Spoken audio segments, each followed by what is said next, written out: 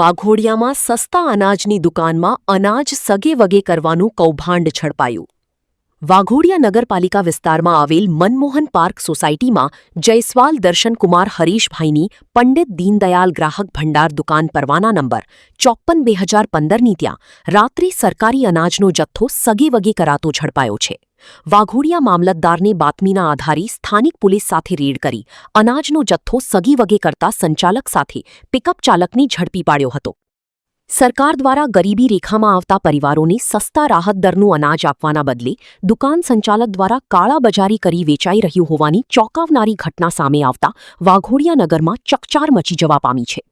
ભાજપ સરકારના રાજમાં ભૂખ્યા ગરીબોના મોનો કોળિયો છીનવીને અનાજનો જથ્થો ખાનગી વેપારીઓને ઊંચા ભાવે વેચી મારવાનું મોટું કૌભાંડ પ્રકાશમાં આવ્યું છે.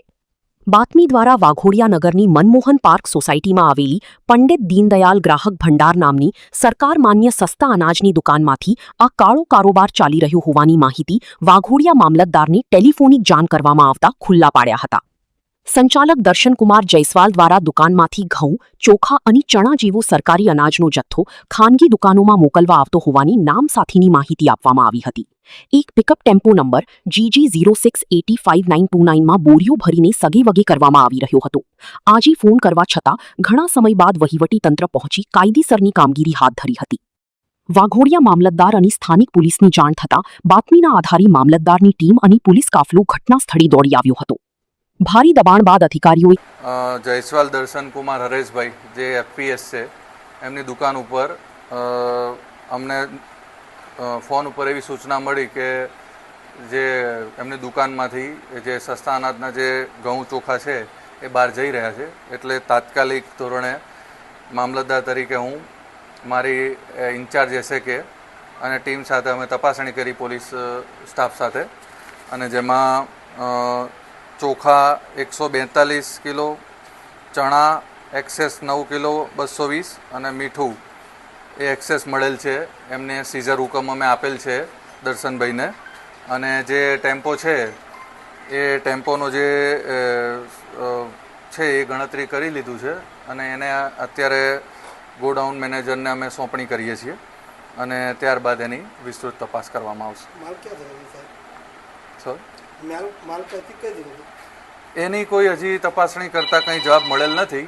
એ દુકાનની બહાર જ જે ટેમ્પો છે એ અમે ઝડપી પાડ્યો છે, એટલે ક્યાંથી આવ્યો છે અને ક્યાં જવાનું છે એ બાબત હજી કોઈ ક્લિયર થયેલ નથી.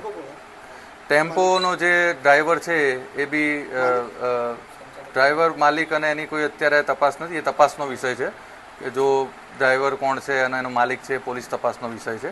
આ ફક્ત ને ફક્ત પુરવઠા બાબતની જે ચકાસણી હતી ટેલિફોનિક, એટલે તાત્કાલિક ધોરણે સ્થળ ઉપર હાજર મામલતદાર અને મારી ટીમ અમે હાજર રહી અને આ જે સીઝર હુકમ આપ્યો છે અને જે ટેમ્પોનો જે છે એ અમે ગોડાઉન મેનેજરને અત્યારે સોંપણી કરીશું. ત્યારબાદ જે આગળની નિયમ અનુસાર કાર્યવાહી કરવામાં આવશે. એનો કોઈ હજી જવાબ મળ્યો નથી કે રાત્રે દુકાન કેમ ખુલ્લી રાખી છે. મામલતદાર તરીકે અને સ્ટાફ તરીકે મારા જે મને ફોન આવ્યો અચાનકથી, એટલે અમે એમાં તાત્કાલિક પગલાં લીધા છે, અને એ પ્રમાણે અમે જે પુરવઠા કાયદા પ્રમાણે જે નિયમ અનુસાર સીઝર કરવાનું આવે છે એ પ્રમાણે અમે એને સીઝરનો ઓર્ડર આપી દીધો છે, અને એની સહી લીધી છે, અને હવે એમને પાછું જે વિતરણ માટે અમે સોંપણી કરી છે. જે ટેમ્પો છે એ ટેમ્પો ગોડાઉન મેનેજરને સોંપીને કાલે આગળની કાર્યવાહી કરવામાં આવશે. Thank you.